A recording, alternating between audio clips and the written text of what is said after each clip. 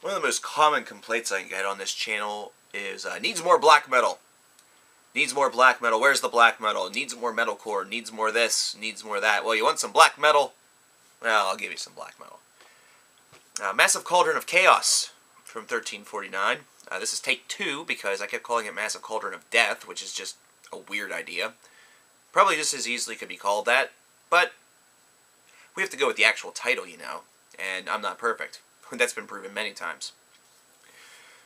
So 1349, they've been around for a while. They have a couple of albums, and especially near the earlier part of their career, that are considered to be fairly important and very competent works of the black metal genre. And over the past couple of records, Demenoir is one that comes to mind, we have seen more of an exploration from this band in some ambient works. We've seen, this is not full Burzum, mind you, this is instead just something that kind of is there alongside the traditional tracks that you hear from this band, and it's been something that's been received with kind of mixed emotion. And the same could actually be said about this album right here. Early on, with the first couple of tracks that were heard by some people, the reaction was very middling. It was one where some people were a little concerned about 1349, whereas others were looking at these people and saying, "You're fucking retarded. It sounds great." So let's talk about it. Let's talk about Massive Cauldron of Chaos.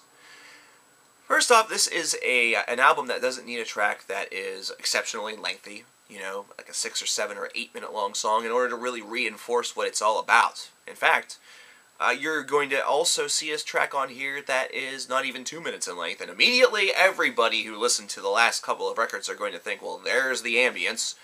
I'm out. Don't dismiss Golem. That's the track title. Golem is a very short track. It doesn't even reach the 2 minute mark, as I stated, but it is one that is very competent. In fact, it's a pretty killer little track. I feel as though this is one of those ideas that you come up with this and you play it, you perform it, you write it, and there's just nothing else more that you really need to do to it. Like, this is one of those musicians, some people would call it musicians' traps, but I would actually call it more of a musician's artistic license, where they, write a track and they perform it, and it feels like maybe there would be more that could be done, but whenever you explore ways, or you explore different avenues in which to proceed, there doesn't seem to be anything that really fits all of that well. It stands well enough on its own to really require any more additional tweaking. That's what this track feels like, and I have a lot of respect for that, because this is easily a track that could have fallen in line with a band needing to do more with it, which could have easily ruined it. So there's a couple of real highlights on this album, I have to really say. Mendel's is one track that definitely has my ear and my eye, or Mendelez, whatever people are going to fucking call it, because nobody can pronounce things universally, even though, we've assigned words to this shit with meanings and pronunciations, because we're American and European and human. But anyway, I really like this track because of just the atmosphere that really circles it. However, I will say that to step it one more step above, we have to look no further than Exorcism. This is early on in the disc. This is track 3, and this is one that really combines all the different elements that 1349 has really made really a part of their sound. It really made their career, so to speak. This has definitely got just a great overall body to it. It has a fantastic build, and it's one that builds upon itself very, very nicely as it goes along. Even though black metal is not necessarily the most, ridiculously diverse genre out there, unless, of course, you really start exploring subgenres and sub-subgenres, and then you realize black metal is more freaking diverse than you think. But those that really stick and parlay to the core sound, it isn't the most diverse pot out there. But this song finds a way to actually do something that a lot of other bands in a lot of other genres that may call for this a lot more, they were, in 1349 that is, was able to do it. There's a spot right in the middle of this track where you could tell that there was going to be a lead-in to a solo. And 1349 knows this. They are musicians that are very, very well in the know.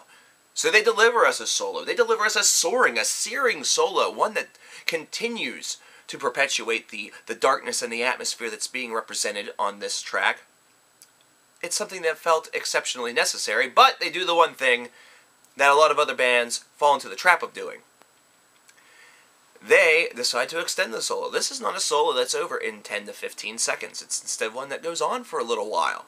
Many bands, I feel these days, have really kind of cut themselves a little bit short. They've cut themselves off at the knees because they see an opportunity for a solo. They take the opportunity, but they give it something very bare bones, something pretty simple. They try to do a little bit less than they really need to do.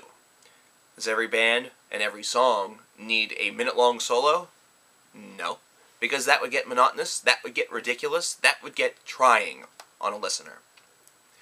But whenever you take an awesome build and kind of just give it this, 7 to 17 second long solo that really doesn't feel like it's reinforcing or building any new ground, you're really just kind of building all of that for nothing. You're building it and squandering it. And that's kind of rough to listen to over and over again, because as a listener, you know that they have talent, but it seems like these days there's a lot of focus of doing a lot of musical dance work during the vocalization, kind of giving the whole entire band, a reason to be there, and have that really be the showcase. It's all about the building block of the primary riff and the technicality that goes behind it, as opposed to really showcasing the technicality, really showcasing the true talent in a position where all the musicians can kind of do their own thing. Not always universally true, but it's something I'm noticing a lot more lately. Call me crazy.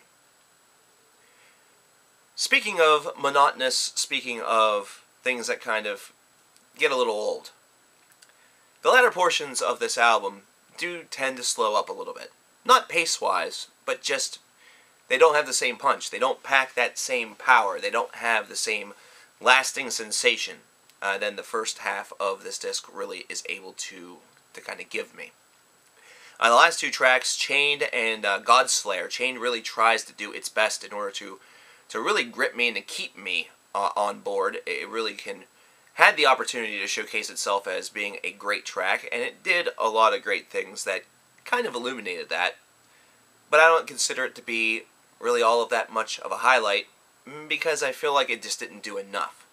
Good track, competent track, but the three tracks I talked about beforehand are the tracks that if I saw 1349 live again, because I have seen them once, I would be excited to hear them. Whereas Chained would be kind of just, a pleasant surprise. Godslayer felt very safe as a song to be the final track on this album. It felt like a very safe choice. They don't exactly go kind of crazy. They don't go for that traditional idea that the last track you need to really, deliver something huge, something unexpected, something that showcases a little bit more in the way of diversity and exploration. Instead, they just went for reinforcement of everything that we've already heard throughout the other tracks on this album, trying to give it that nice conclusion. Whatever happened to songs such as, Thorns on My Grave by, Emperor, which really, even though there were, just a shitload of other examples as to, why Emperor is that good and why, The Discipline of Fire and Demise is such a great album, why is it that song just felt like it just painted the picture and gave it the most fitting finale that was required? It's because it felt different. There was a certain context to it that felt unique. I would probably give this album either a 75 or a 77 out of 100. Some people are going to disagree with my assessment, and I would like to know why you like the album more or why you hated it in the comments below. I definitely invite that all the time.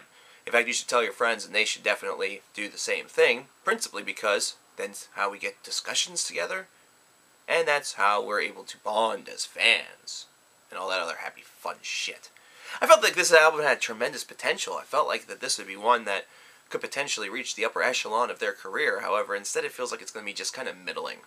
It's a track, or should I say it's an album that has a lot of different great aspects to it, but just not enough to kind of get it over that hump, get it over that notch. And that's kind of hard to accept, but at the same time I do appreciate what this album really has. It does have a lot of thrash to it in a weird way. It's almost like black thrash in the way in which these riffs are really represented. There's definitely a quickness and a pace to it that has been kind of absent with the last couple of albums. I mean, it's there, but not quite with the same fury and flavor that you heard on Massive Cauldron of Chaos. This is definitely one where that seems to be to have been a focus, and it's certainly one that is noticeable. But what did you guys think? What did you guys think about this album? Let me know, and I'll see you guys next time.